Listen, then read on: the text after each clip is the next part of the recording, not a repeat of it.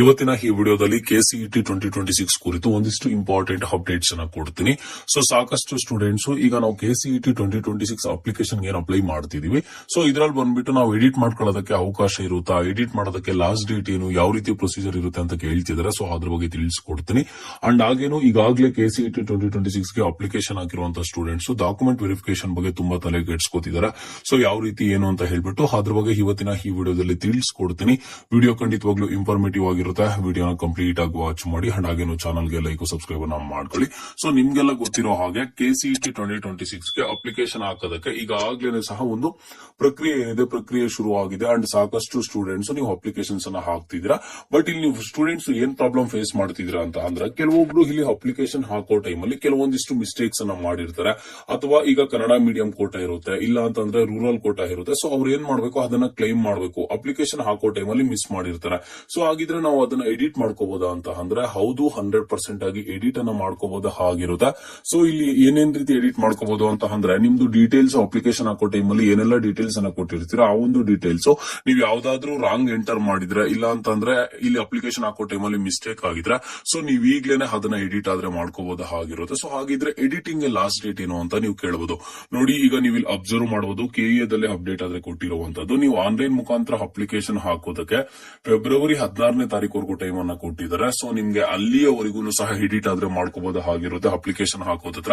ಇಲ್ಲಿ ಕೆಲವೊಬ್ಬರಿಗೆ edit option ಆದ್ರೆ ತೋರಿಸ್ತಾ ಇರಲ್ಲ. ಸೊ ತುಂಬಾ ಉರಿಯಾಗುವಂತ ಅವಶ್ಯಕತೆ ಇಲ್ಲ. ಮತ್ತೊಂದ್ಸಲಿ ಲಾಗಿನ್ ಆಗಿ ಅದು ಆದಷ್ಟು ಬೇಗನೆ ಅಲ್ಲಿ ನಿಮ್ಗೆ ಎಡಿಟ್ ಆಪ್ಷನ್ ಆದ್ರೆ ತೋರಿಸುತ್ತೆ. ಸೊ ಈಗ ನಿಮ್ ಮೈಂಡ್ ಏನ್ ಬಂದಿರುತ್ತೆ ಗೊತ್ತಾ, ನಾನು ಈಗಾಗಲೇ ಪೇಮೆಂಟ್ ಮಾಡ್ಬಿಟ್ಟಿದ್ದೀನಿ, ಫೈನಲ್ ಸಬ್ಮಿಟ್ ಮಾಡಿದ್ದೀನಿ, ಪ್ರಿಂಟ್ ಔಟ್ ತಗೊಂಡಿದ್ದೀನಿ, ಅಕ್ನಾಲಜ್ಮೆಂಟ್ ತಗೊಂಡಿದ್ದೀನಿ, ಮತ್ತೊಂದು ಅಂತ ನಿಮ್ಮಲ್ಲಿ ಒಂದು ಡೌಟ್ ಆದ್ರೆ ಬರ್ಬೋದು. ಬಟ್ ಇಲ್ಲಿ 16ನೇ ತಾರೀಕುವರೆಗೂ ನೀವು ಎಡಿಟ್ ಮಾಡ್ಕೋಬಹುದು. ಏನೇ ಡೀಟೇಲ್ಸ್ ಇದ್ರೂ ಸಹ ಚೇಂಜ್ ಆದ್ರೆ ಮಾಡ್ಕೋಬಹುದು ಆಗಿರುತ್ತೆ. ಸೊ ಯಾಕೆ ಈ ರೀತಿ ಪ್ರಾಬ್ಲಮ್ ಅನ್ನ ಸ್ಟೂಡೆಂಟ್ಸ್ ಫೇಸ್ ಮಾಡ್ತಾರೆ ಅಂತ ಅಂದ್ರೆ, Kannada medium quota, rural Kota, ಇನ್ನೊಂದು ಆ ರೀತಿ ಕೋಟಾಸ್ ಏನ್ ಬರ್ತವೆ ಅದು ಬಂದ್ಬಿಟ್ಟು ನಿಮಗೆ ಕರೆಕ್ಟ್ ಆಗಿ ಗೊತ್ತಾಗಿರೋದಿಲ್ಲ. ಸೊ ಹಾಗಾಗಿ ನೀವ್ ಏನ್ ಮಾಡ್ತೀರಾ ಅಂತಂದ್ರೆ ಮಿಸ್ ಮಾಡಿರ್ತೀರಾ. ಬಟ್ ಅದನ್ನ ತಿಳ್ಕೊಂಡಿದ್ದಾದ್ಮೇಲೆ ಈಗ ಮತ್ತೆ ಕ್ಲೈಮ್ ಮಾಡ್ಬೇಕಂತ ಅನ್ಕೊಂಡಿದಿರಲ್ವಾ, ಸೊ ಕ್ಲೈಮ್ ಅನ್ನಾದ್ರೆ ಮಾಡಿ ಹೋಗಿ. ಅಂಡ್ ಈಗ ಅಪ್ಲಿಕೇಶನ್ ಹಾಕಿರುವಂತ ಸ್ಟೂಡೆಂಟ್ಸ್ ಡಾಕ್ಯುಮೆಂಟ್ ವೆರಿಫಿಕೇಶನ್ ಬಗ್ಗೆ ಕೇಳ್ತಿದ್ದಾರೆ. ನೋಡಿ, ಡಾಕ್ಯುಮೆಂಟ್ ವೆರಿಫಿಕೇಶನ್ ಬಂದ್ಬಿಟ್ಟು ಈ ವರ್ಷ ಕಂಪ್ಲೀಟ್ಲಿ ಆನ್ಲೈನ್ ಅಲ್ಲಿ ಇರುತ್ತೆ. ಮೊದಲೆಲ್ಲ ಡಾಕ್ಯುಮೆಂಟ್ ವೆರಿಫಿಕೇಶನ್ ಅಂತ ಅಂದ್ರೆ KE ಆಫೀಸ್ಗೆ ಹೋಗ್ಬೇಕಿತ್ತು, ಇಲ್ಲ ಅಂತ ಅಂದ್ರೆ ಪ್ರತಿ ಡಿಸ್ಟಿಕ್ ಅಲ್ಲೂ ಡಾಕ್ಯುಮೆಂಟ್ ವೆರಿಫಿಕೇಶನ್ ಅನ್ನ ಆಫ್ಲೈನ್ ಅಲ್ಲಿ ಕಂಡಕ್ಟ್ ಮಾಡ್ತಿದ್ರು. ಬಟ್ ಇದೀಗ ಬಂದ್ಬಿಟ್ಟು ಡಾಕ್ಯುಮೆಂಟ್ ವೆರಿಫಿಕೇಶನ್ ಅನ್ನ ಆನ್ಲೈನ್ ಅಲ್ಲೇ ಮಾಡ್ತಿದ್ದಾರೆ. ಸೊ ಯಾವ ರೀತಿ ಅಂತ ಅಂದ್ರೆ, ಈಗ ಬೇಸಿಕ್ ಡೀಟೇಲ್ಸ್ ನಿಮ್ಮ ಆಧಾರ್ ಡೀಟೇಲ್ಸ್ ಆಗಿರ್ಬೋದು, ಅಥವಾ ಕೆಲವೊಂದಿಷ್ಟು details SSLC marks card enter ಮಾಡಿರ್ತೀರಾ, ರಿಜಿಸ್ಟರ್ ನಂಬರ್, ಕೆಲವೊಂದಿಷ್ಟು ಡೀಟೇಲ್ಸ್ ಎಲ್ಲಾನು ಆಟೋಮೆಟಿಕ್ ಆಗಿ ಡಾಕ್ಯುಮೆಂಟ್ ವೆರಿಫೈ ಆದ್ರೆ ಆಗಿರ್ತವೆ ಡಾಕ್ಯುಮೆಂಟ್ಸ್.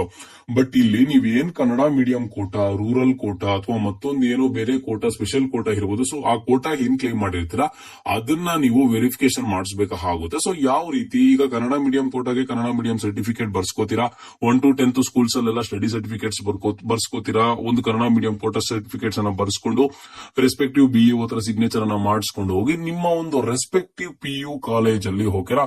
ಈಗ ನೀವು ಎಲ್ಲಿ PU ಸೆಕೆಂಡ್ PUC ಸ್ಟಡಿ ಮಾಡ್ತಿದ್ದೀರಾ, ಅದೇ ಒಂದು ಸೆಕೆಂಡ್ PUC ಕಾಲೇಜಲ್ಲಿ ನನಗೆ ತುಂಬಾ ಡೌಟ್ ಇದೆ, ನನಗೆ ಏನ್ ವೆರಿಫಿಕೇಶನ್ ಮಾಡಬೇಕು ಗೊತ್ತಾಗ್ತಿಲ್ಲ ಅಂತ ಅಂದ್ರೆ, ಅಪ್ಲಿಕೇಶನ್ ಹಾಕಿದಿರಲ್ವಾ, ಆ ಅಪ್ಲಿಕೇಶನ್ ಅನ್ನ ತಗೊಂಡೋಗಿ, ಸರ್ ನಾನು ಈ ರೀತಿ ಅಪ್ಲಿಕೇಶನ್ ಹಾಕಿದ್ದೀನಿ ಸರ್, ನಾನು ಈ ರೀತಿ ಕ್ಲೈಮ್ ಮಾಡಿದೀನಿ, ಏನೆಲ್ಲ ಡಾಕ್ಯುಮೆಂಟ್ಸ್ ಅನ್ನ ತಗೋಬರ್ಬೇಕು, ಯಾವ ರೀತಿ ಏನೋ ಅಂತ ಕೇಳಿ ಅಲ್ಲಿ ಅವ್ರು ಹೇಳ್ತಾರೆ. ಅಂಡ್ ಜೊತೆಗೆ ನೀವು ಅಲ್ಲಿ ವೆರಿಫಿಕೇಶನ್ ಆದ್ರೆ ಮಾಡಿಸ್ಕೋಬಹುದು ಆಗಿರುತ್ತೆ. ಇಲ್ಲಿ ಯಾವ ಡೇಟ್ ಇಂದ ಯಾವ ಡೇಟ್ ವರೆಗೂ ಡಾಕ್ಯುಮೆಂಟ್ ವೆರಿಫಿಕೇಶನ್ ಮಾಡಿಸ್ಕೋಬಹುದು ಅಂತ ಅಂದ್ರೆ, ಕರೆಕ್ಟ್ ಆಗಿ 1 ತಿಂಗಳ ಕಾಲಾವಕಾಶ ಕೊಟ್ಟಿರುವಂತದ್ದು. ಜನವರಿ 20ನೇ ತಾರೀಕಿಂದ ಫೆಬ್ರವರಿ 20ನೇ ತಾರೀಕುವರೆಗೂ ಡಾಕ್ಯುಮೆಂಟ್ ವೆರಿಫಿಕೇಶನ್ ಅನ್ನ ಮಾಡಿಸ್ಕೊಳ್ಳೇಬೇಕು ಕಂಪಲ್ಸರಿ. ಇಲ್ಲಿ ನೀವು ಅಬ್ಸರ್ವ್ ಮಾಡಬಹುದು, ಇಲ್ಲಿ ಏನು ಅಂತ ಅಂದ್ರೆ, ಆಯಾ ಕಾಲೇಜಿನಲ್ಲಿ ಕ್ಲೇಮ್ಸ್ ಮಾಡಿರುವ ಎಲ್ಲಾ ಮೂಲ ದಾಖಲೆಗಳನ್ನು ಒಂದು ಸೆಟ್ ಜೆರಾಕ್ಸ್ ಪ್ರತಿಗಳೊಂದಿಗೆ ಪ್ರಾಂಶುಪಾಲರಿಗೆ ಸಲ್ಲಿಸುವುದು, ಸೂಚನೆಗಳನ್ನು ಓದಿ ಅಂತ ಕೊಟ್ಟಿದ್ದಾರೆ. ಸೊ ಅಲ್ಲಿ ನಿಮ್ಗೆ ಯಾವ ಕೋಟಾ ಕ್ಲೈಮ್ ಮಾಡಿದಾರೆ ಏನು ಅಂತ ಹೇಳಿ ನೀಟಾಗಾದ್ರೆ ನೋಡ್ಕೊಳ್ಳಿ. ಅಂಡ್ ಇನ್ನೊಂದು ಬೆಟರ್ ಸಜೆಷನ್ ನಾನು ಸ್ಟೂಡೆಂಟ್ಸ್ ಏನ್ ಕೊಡ್ತೀನಿ ಅಂತ ಅಂದ್ರೆ, ಇಲ್ಲಿ ಬಂದ್ಬಿಟ್ಟು 66 ಪೇಜಸ್ KE ಅವರು ಮಾಹಿತಿ ಪುಸ್ತಕ ಅಂತ ಕೊಟ್ಟಿದ್ದಾರೆ. ಇದರಲ್ಲಿ ಬಂದ್ಬಿಟ್ಟು ಆಲ್ಮೋಸ್ಟ್ ಆಲ್ ಎಲ್ಲ ಕವರ್ ಆಗಿರುತ್ತೆ. ಆಲ್ಮೋಸ್ಟ್ ಆಲ್ ಅಂತಲ್ಲ, 100% ಆಗಿ ಎಲ್ಲ ಇನ್ಫಾರ್ಮೇಶನ್ ಕವರ್ ಆಗಿರುತ್ತೆ. ಸೊ ನಿಮ್ಗೆ ಏನಾದ್ರೂ ಡೌಟ್ ಬಂತು, ನನಗೆ ಇದ್ಯಾಕೋ ಸರಿ ಅನಿಸ್ತಿಲ್ಲ, ನನಗೆ ನಂಬಿಕೆ ಬರ್ತಿಲ್ಲ ಅನ್ನೋ ತರ ಏನಾದ್ರೂ ನಿಮಗಿದ್ರೆ, ಫಸ್ಟ್ ಹೋಗಿ ಆ ಮಾಹಿತಿ ಬುಲೆಟಿನ್ ಏನಿದೆ ಅದನ್ನ ನೀಟಾಗಿ ಸ್ಟಡಿ ಮಾಡಿಬಿಡಿ. ಅವಾಗ ಬಂದ್ಬಿಟ್ಟು ನಿಮ್ಗೆ ಕಂಪ್ಲೀಟ್ ಕ್ಲಾರಿಫಿಕೇಶನ್ ಆದ್ರೆ ಬರುತ್ತೆ. ಓಕೆನಾ? ಸೊ ಇವತ್ತಿನ ಈ ವಿಡಿಯೋದಲ್ಲಿ ಸಿಂಪಲ್ ಇಷ್ಟೇ ತಿಳ್ಕೊಳ್ಳಿ. ಅಪ್ಲಿಕೇಶನ್ ಎಡಿಟಿಂಗ್ ಗೆ ಅವಕಾಶ ಇದೆ. ಅಪ್ಲಿಕೇಶನ್ ಹಾಕೋದಕ್ಕೆ ಎಲ್ಲಿಯವರೆಗೂ ಟೈಮ್ ಕೊಟ್ಟಿದ್ದಾರೆ, ಅಲ್ಲಿಯವರೆಗೂ ಟೈಮ್ ಕೊಟ್ಟಿದ್ದಾರೆ. ಸೊ ಅಲ್ಲಿಯವರೆಗೂ ನೀವು ಎಡಿಟಿಂಗ್ ಆದ್ರೆ ಮಾಡ್ಕೋಬಹುದು ಆಗಿರುತ್ತೆ. ಅಂಡ್ ನೆಕ್ಸ್ಟ್ ಡಾಕ್ಯುಮೆಂಟ್ ವೆರಿಫಿಕೇಶನ್ ಬಂದ್ಬಿಟ್ಟು ಕಂಪ್ಲೀಟ್ಲಿ ಆನ್ಲೈನ್ ಅಲ್ಲಿ ಇರುತ್ತೆ. ಅದನ್ನು ಸಹ ನಿಮ್ಮ ಒಂದು PU ಕಾಲೇಜಸ್ ಅಲ್ಲೇ ಇರುತ್ತೆ. ಓಕೆ.